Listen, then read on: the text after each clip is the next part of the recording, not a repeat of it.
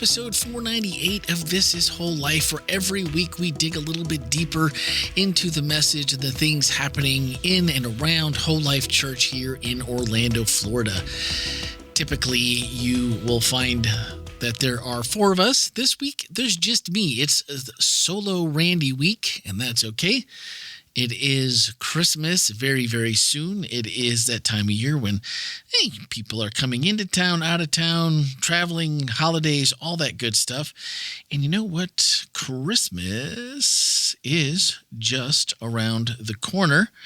And so tomorrow is Christmas Eve. More on that in just a moment.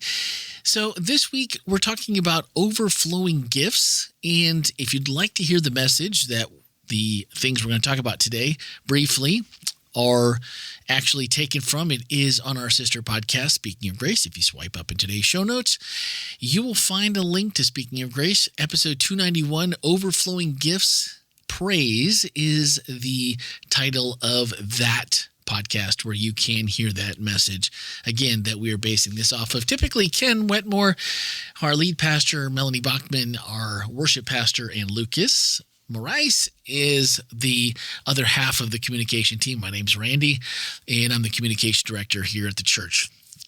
So, a couple of things I want to get into with you guys. Episode 500 is coming up. And today I was hoping to get here in time, and I missed the FedEx truck by about 10 minutes. And on the FedEx truck, in a box, not a very big box, but a box, is the thank yous and the little prizes we're going to be giving away. There's 10 of them for episode 500, just as something fun we can give back and say thank you. And next week, we'll announce what that is and how to get them. And so I was going to actually post a little teaser in the Slack channel today, but they're not here. And I'm not sure when and how I'm going to get them. I've tried to already contact them via the web chat, via the web assistant, via the phone line, and via email. And so far, it's been zip. Yeah, exactly.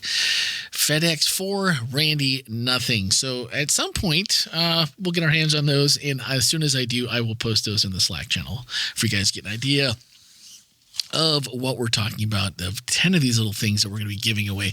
Not very big, but kind of fun. And I think you're going to like them.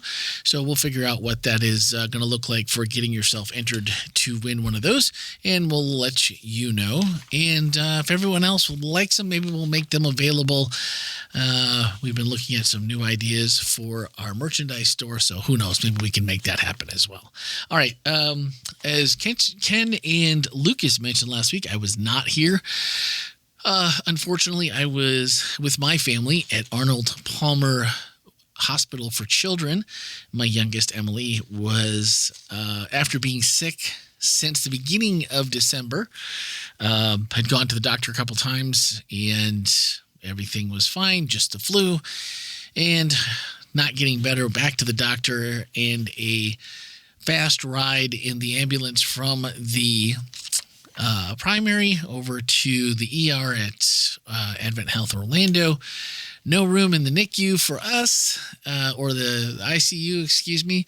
And so off another ride back down to Arnold Palmer, where they decided that she had bacterial pneumonia. And finally, 10 days later, Monday night, we finally are back home, and she's still recovering. It's going to be a fairly decent road before that. Other things that we had come up, she's going to be going and doing a sleep study, but she's on the mend, and we're hoping that it was just the pneumonia, no other problems, but we already have a pulmonary consult, and so we're working over those. But thank you all so much for your prayers. Just wanted to say thank you and give you a little update as to why I wasn't here. And we heard from the prayers. A lot of you reached out by text and were asking. And so she's doing well.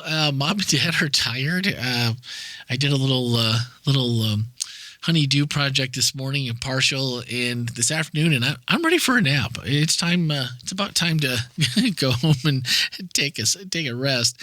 So anyway, we did have an email that came in from last week, and let's see. did I print the wrong one? Hold on just a second. Let me grab this email because I got my phone here. And while I'm looking for that email, let me just say that the thing that our podcast can always use more of, no matter what, is your voice. And that comes from many different ways. You can send it in. You can send an email to podcast@wholelife.church. You can send a voicemail or text to 407-965-1607 and leave us a note. If you happen to be someone that listens and you attend here regularly, just stop by Second Floor, stop by the studio, let us know. Ask us the question in person. We can write it down and make sure everyone gets the answer. So this week you're going to get the answer from me. Our email was from Julie Cassell, and if you guys have not heard, let's see, that would have been 2 weeks ago. Her and Brad gave our message about the table before Thanksgiving. And so, or that would have been 3 weeks, probably 3 weeks. I had, math skills and 10 days in the PICU, and my brain's a little mushy, so forgive me for that. But they had a great message, and we had a great episode of the podcast, getting to know them better. And as they joined the Whole Life family, not only to preach, but actually have their membership transferred. So new to the church as well. Well, not new, sort of new, but finally official. Let's just go there. All right. So Julie asked, I have a question for the podcast. I appreciated the discussion of the different types of praise, especially the idea that praise is the culmination of joy. Many of these forms of praise involve telling others, but what about personal praise in the quiet, sacred space of our hearts and minds? This connects to the question I previously submitted about Sabbath and about praising God first in our personal prayer time. And this is now her next part here is referencing one of the types of praise that we'll go over in just a minute. We see Mary's beautiful song of praise to Elizabeth in Luke 1, but we encounter a different kind of praise in Luke 2:19 after the shepherds come to worship the infant king. And while the shepherds run to tell others, Mary treasured up all these things and pondered them in her heart. Her response to these miraculous events is to hold them close and reflect on them deeply. She appears to be meditating on God's faithfulness, provision, and unfolding plan, and that in itself is an act of praise. I imagine this kind of quiet personal praise sustained Mary as she lived her life as the mother of the Savior. Just as it was for Mary, personal praise must be vital to our daily walk. Out of our private praise flows public praise, but it begins in those personal, hidden moments of honoring God first. That was perfect. I do, just like you, Julie, I did appreciate this message because breaking it down, I feel like it's easy to just say praise, and then it's like, well, if it's praise, it's praise. Let's do it.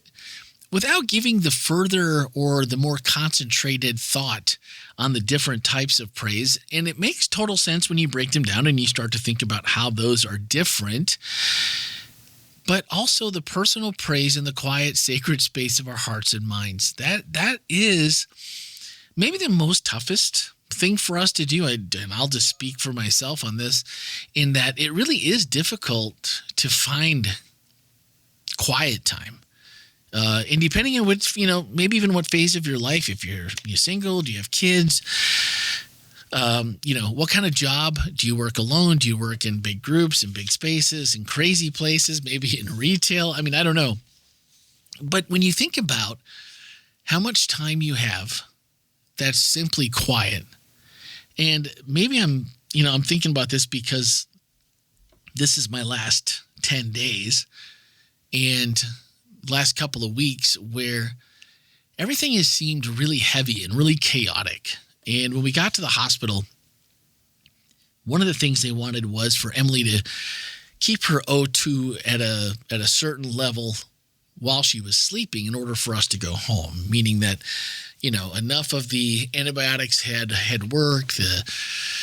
and the different medications and, trying to she was on 100% oxygen for a couple of days. And so you've got a low flow mask, a high flow mask, you've got the cannula, you've got two different kinds of cannula, all these different things.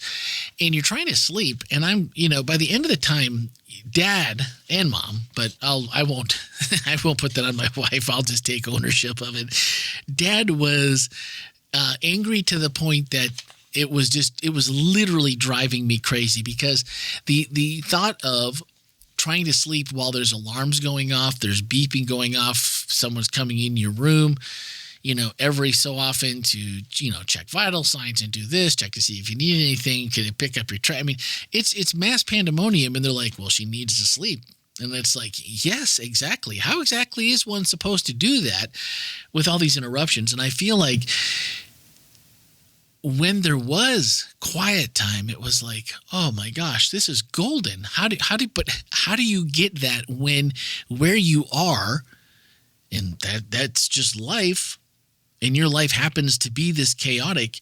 What are the things that we can do to not make them so chaotic? Because if your job is X, Y, and Z, and that equals chaos, it's tough to pull yourself away. And then when you do get a chance to get away, what if your things that bring you relief from stress or the everyday grind isn't necessarily a quiet thing either? You just pile things on top of each other, and the few moments that we would get, Heather and I would switch off nights sleeping there and sleeping at home. And I remember getting into bed the last night before she came home, and I had, you're in the hospital for all this time. I mean, you've listened to your podcast, you've watched TV shows, while she's trying to sleep, or, whatever, or you're up and you can't sleep because you're worried. So you're checking, you're texting all your family and you're updating them, and you're just, you're tired of anything that could possibly be on your phone. You've listened to all the podcasts, all the music, and you just sit. And laying in bed, I couldn't fall asleep, but it was like an hour and a half, and it was just quiet. There was no noise. There was quiet outside. It was quiet in the house. And it made me realize how very little time in my life normally just comes with, and a lot of it's my choice. I mean, I'm not going to say that it's not, but it's just quiet where you feel like, what do I do now? What do I do? What do I think? What do I pray about? And it took a little getting used to. It took a little bit of, this is out of the ordinary. It was also very easy, even though during this whole chaotic time, I prayed a lot. She was really, really sick. She gave us a big scare. And so, but it felt like the prayer was a little bit different. And almost not so much that God was listening, but that I was listening to myself and what I was actually feeling. And what I wanted to say and how I wanted my words to come out seemed more intentional. I mean, I know the Holy Spirit, we're told, can pray for things even when our minds and hearts can't come up with the words, but that the Holy Spirit petitions God on our behalf for what we really need. And I don't doubt that, but I also think that finding that little bit of time, it was a good reminder, finding that little bit of time to just be quiet, be silent. And I think I mentioned a couple weeks ago, as I take Em to school in the morning, I usually get here, and Ken's usually here on the other side of in the office, and I'm over here across the hall, and it tends to be quiet for the first 30, 45 minutes. And finding that quiet time has been great. And I don't know what changes necessarily, but it has a good effect. It has a calming effect. It's a good way to start the day. And so even though trust me, this is not one of my strong points. I listen to so many podcasts, a lot of music. And so usually if I'm working and I'm not editing or something where I've got to be able to listen to what I'm doing, there's usually background filler. It's kind of how I work. I like to work and listen to things, and some days it doesn't feel like there's been any quiet time barely throughout the day. So this was a good reminder, and I think it went into what Julie's talking about. Where do we find that sacred space of our hearts and minds, that personal praise in the quiet? And I think when I, Julie, to answer your question, even though that was a long run through my last little bit here, the last 10, 20 days, is everything that Ken talked about, the difference between thankfulness versus praise. Where do we find that personal praise in the quiet? And I think what Ken talked about, praising God lets us enjoy God. And to me, that manifests itself when we get to enjoy God, not only in the times where things are good, but I enjoyed God a lot over the last couple of weeks where Emily's been sick. And even though, like I said, she gave us a real scare, she was very, very sick. I enjoyed listening, even in the chaos, for signs, for things that I wasn't sure about, things that maybe I didn't even get answers to, but I could feel God's presence there. And when that gratitude for what he's done, to me, lets us, I agree with Ken, praising God, that gratitude for what we have, that's in praising God, lets us enjoy it. And really being at a hospital, we were at Arnold Palmer, and the one thing I'll say that for all of our Advent Health employees and members that are employed here and in our community, while we received exceptional care from Arnold Palmer, the entire time we were there, we received one visit from clergy. And when we were in the hospital with Emily about 6 months ago, we were at Advent Health. We were there for 24 hours, and we saw JT, one of our members here, and he's a chaplain there. We saw him multiple times in 24 hours, and there was just a huge difference. So, but even without that presence while we were in the hospital, we knew so many people were praying for us. And my gratitude for everyone that, again, sent emails, text messages, phone calls, and who was praying for us. There was so much gratitude for that it was easy to praise God even when you're scared. And, Ken talked about that thankfulness versus praise. And, a lot of times our prayer life tends to be thank you driven. And this past couple of weeks, it's been much more of the thank you for the obvious things and the gratitude for those things, and for the people, and for the prayers, and for all the care and the watch that he gave us. But just praising him for all of the things that were answered. That was so easy. And I think it comes this time of year. It's to me, I always equate this with gratitude. Years ago, Heather and I did a prayer room, and it was on gratitude. And it's just something I've never lost vision on, or never let that go in my own personal walk with God since that time. And this time of year, it's Thanksgiving, it's the holidays, it's Christmas, it's family, for better or for worse sometimes. But for me, I find it easier to be grateful when you kind of do the year in review. What are you grateful for? What are you thankful for? And the thank you is kind of on the receiver and the praise is on the giver. And so nothing wrong with the thank you. We like to get them. I hope we like to give them. The praise, though, that one can be difficult to give sometimes. But to God, it always seems pretty easy, because if we sit down and think about it, and if we have gratitude, it's pretty easy to think of all the things that he's done for us, overflowing gifts. So Ken talked about, and also what Julie was referring to in her email. Thank you, Julie, again. That's great.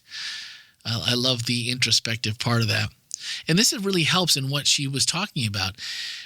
There were 6 different stories. He talked about Zechariah, Mary as she was hanging out with Elizabeth before Jesus was born, the angels and the angel choirs when Jesus was born, the shepherds, Simeon, who was the priest who held, when they took Jesus to be they took Jesus to the temple,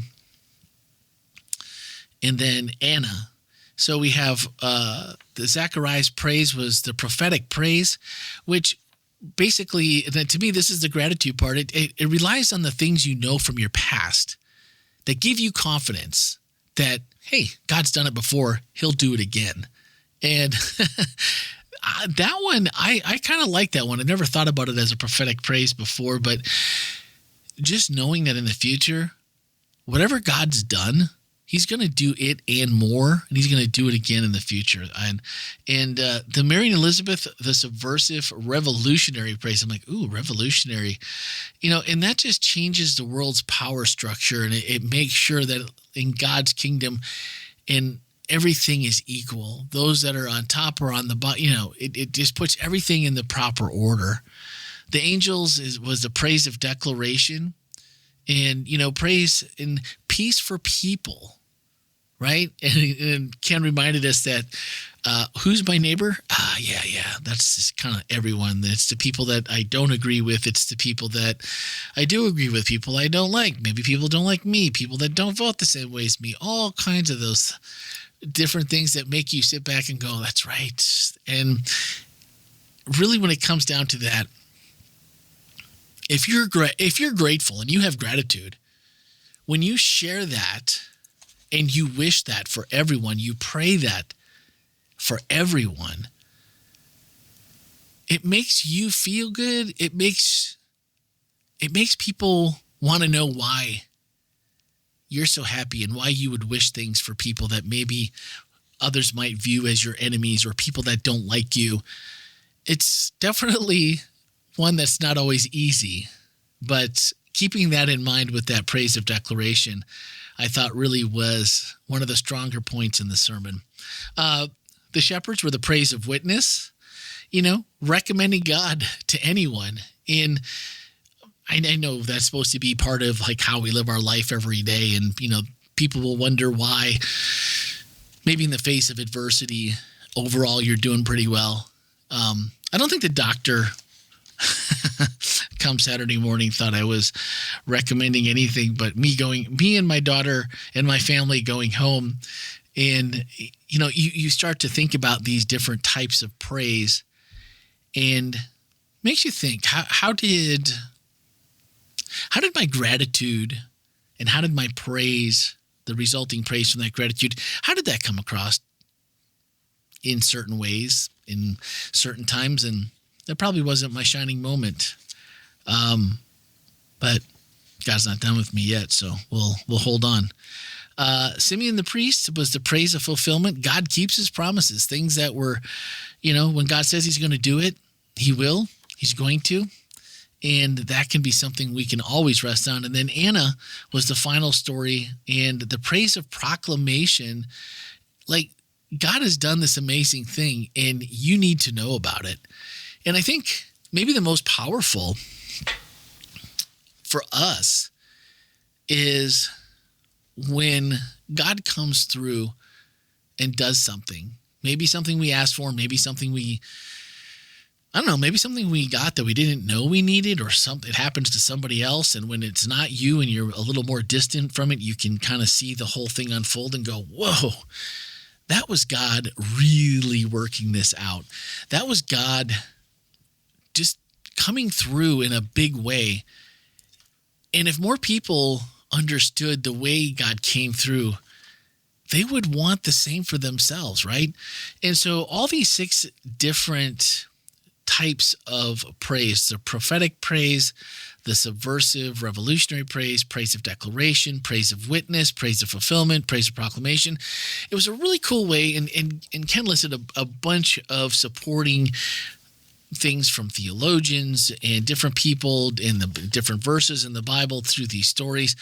And it really do go back, swipe up today's, easy for me to say, swipe up in today's show notes and go to the Speaking of Grace link. And again, episode 291 is going to find Overflowing Gifts Praise. And take a listen to those and see how, as he goes through those, how those apply to things that have happened in your life, things you believe, things you've experienced, things maybe others in your life have experienced that maybe you haven't, but you've seen, and how you might be able to see those, use those as you start thinking about how you praise God, and how you praise God affects others. And I one of the things I really liked was Ken said, praise resets pride. And it changes your perspective of God, realizing basically that God's been in control. He's still in control. He's going to continue to be in control. And he's got this. And I think that maybe that was the most comforting thing throughout the last couple of weeks with my family, because that kind of praise brings your pride back down to where it should be, and it replaces it with hope. And that was really what we were on the whole time, because when we were really sick, we just didn't see much movement in 10 days. So really, you don't see much improvement. You don't see a finalization. Maybe you'll be home tomorrow, and then it's the next day, and the next day, and the next day. You're just like, oh, come on. But really, the hope is what gets you. It's really what gets you through. And so, if there's anything that you can change, maybe about how you look at praising God, maybe how you feel about it. And I'd love to hear what you think about all of these. If, like Julie sent in her question, please do send these in. Ken will be back next week, and it'd be great to hear how you guys are viewing this praise. Maybe things you've seen, maybe things that have happened, maybe things you hadn't thought of but are going to work on in your own world, your own life, your own surroundings for praise. And he said, praise is not an afterthought. And I believe it was a quote that it was from, I want to say C.S. Lewis towards the end of the message. Basically that praise isn't an afterthought. It's really the culmination of joy. Praising God lets us enjoy God. It lets us see in greater clarity all the things that he's already done for us. And then, like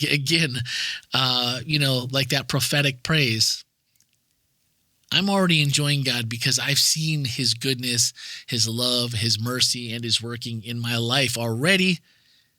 So I am confident, I have hope, and I know he's in charge, that's going to continue no matter what the world throws at me. So it really was a timely message. The holidays are always crazy. This is one of the craziest holidays I can think of personally. We, at first we were like, we won't be here this long, and we'll get back home, and we've got Christmas shopping to do. We don't have a tree. We don't have our gifts purchased. We don't have, we have a renovation project that is, precluding us from living some kind of normalcy in our house. And then this basically 3 weeks of a child just needing care nearly around the clock. And for, almost 2 weeks, that was absolutely the case, just needing all around the clock care and specialized care. But it also feels really, really good right now, even though all of those things are Probably not going to happen. I mean, at least not before Christmas. My father-in-law suggested maybe you guys ought to just hold off and do Christmas at New Year's. So I'm not sure. Maybe that's what's going to happen.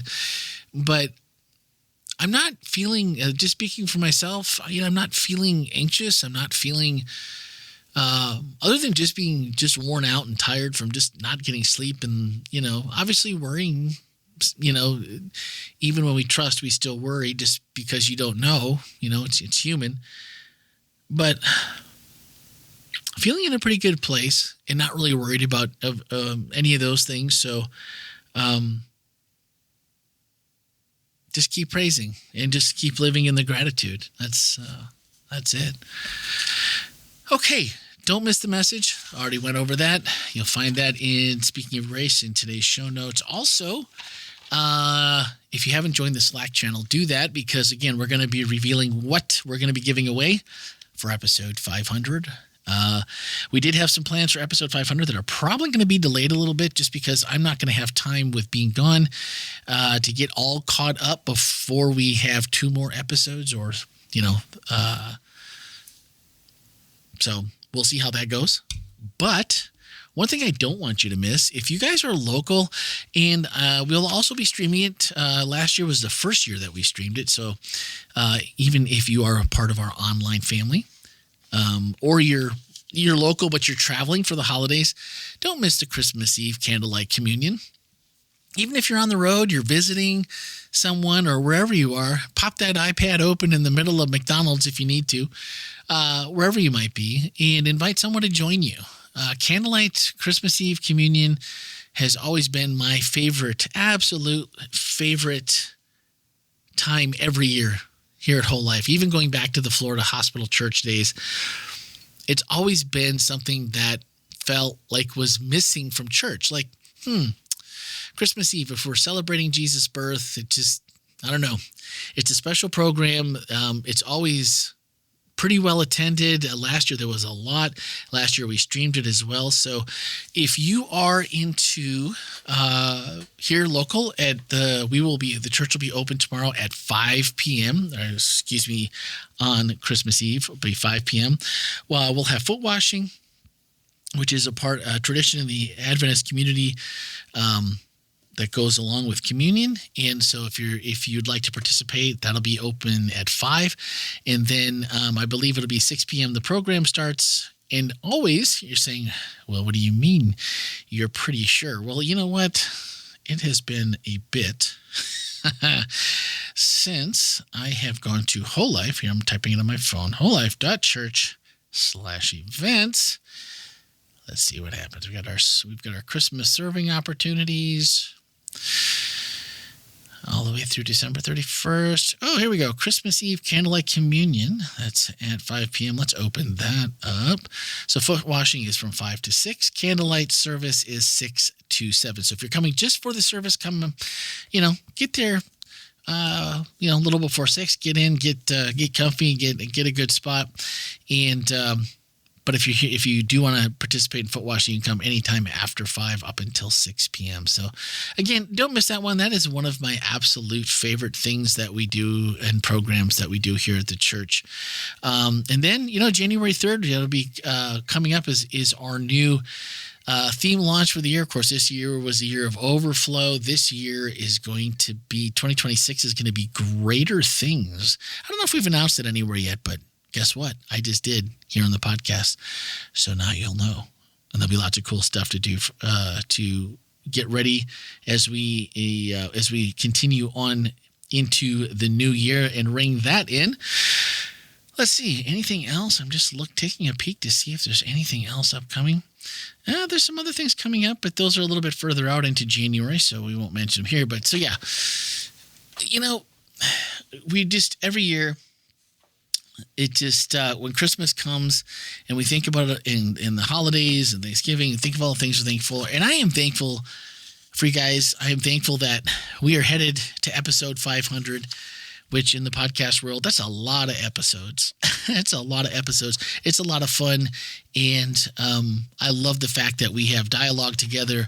We get to share thoughts with each other. And so thank you guys for that. And my gift to you is coming up for episode 500, but for Christmas, it's Christmas Eve program.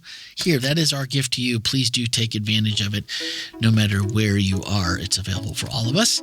And just want to say thank you. And this is it before Christmas. So I'm just going to sign off with, guys, thank you so much, as always, for listening and sharing. That's a great gift to share the podcast this Christmas. If you don't know what to get someone, just send them a really cool link with the podcast and say, I think you'll enjoy this all year. The gift that keeps on giving, kind of like a Jelly of the Month Club.